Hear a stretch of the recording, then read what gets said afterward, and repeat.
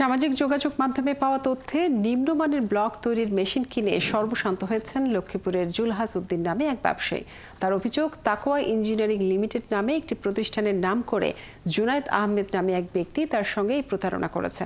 প্রতারণার কারণে জুলহাস সহ অন্তত ৩০ জন শ্রমিকদের ঈদ উদযাপন অনিশ্চিত হয়ে গেছে। আতোয়ার রহমান মনিরের তথ্য ছবিতে প্রতিবেদন। ২০২৩ সালে সামাজিক যোগাযোগ মাধ্যমে তাকওয়া ইঞ্জিনিয়ারিং লিমিটেডের স্বত্বাধিকারী জুনায়েদ আহমেদের সাথে পরিচয় হয় লক্ষ্মীপুরের চররহিতা গ্রামের জুলহাস উদ্দিনের। জুনায়েদ তাকে অল্প পুঁজি দিয়ে উদ্যোক্তা হয়ে কোটি টাকা আয়ের স্বপ্ন দেখান, ব্লক কারখানা চালু করতে বলেন। জুলহাসের অভিযোগ, তার কথায় ভর করে চররহিতা এলাকায় কারখানা নির্মাণ করেন তিনি। কমপক্ষে ৩০ জন শ্রমিক নিয়োগ দেন। এর মধ্যে চলে আসে ব্লক তৈরির মেশিন। কিন্তু বিদেশি বলে তার কাছে যে মেশিন বিক্রি করেছে তা আসলে কোনো ব্র্যান্ডেড মেশিন নয়, পুরোটাই তৈরি আমাদের দেশে। আর এজন্য জুনায়েদ তার কাছ থেকে কয়েক ধাপে নিয়েছে ৩২ লাখ টাকা। দেশে মেশিন দেওয়ার পর থেকে আমার প্রোডাকশন হয়েছে না, আমি শ্রমিক খাটাইছিলাম কয়েকদিন। এই শ্রমিকগুলো এখন সবাই বেকার। তারপর আমি নিজেও বেকার। আমি অনেক টাকা লোন করে করছি, আমার তো এত টাকা ছিল না। আসলে আমার প্রায় ৩০ লাখ টাকার মতো লোন করা লাগছে। এই টাকাগুলো নিয়ে আমি এখন খুব লোনের চাপে আছি। তিনি আরো জানান, সেই মেশিনে উন্নত মানের ব্লক তৈরি দূরের কথা, খুবই নিম্নমানের ব্লক তৈরি হয়।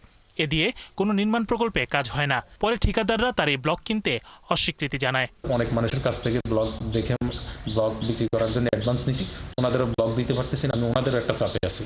এর মধ্যে কারখানা বন্ধ করে দিতে বাধ্য হয়েছেন জুলহাস। ঈদের আগে শ্রমিকদের পাওনা বকেয়া বেতনও দিতে পারেননি।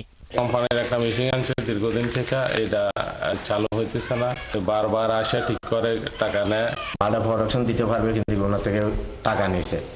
আনছে এখানে ব্লক বলে আনছে পর্যন্ত, কিন্তু একদিনও প্রোডাকশন দিতে পারেনি।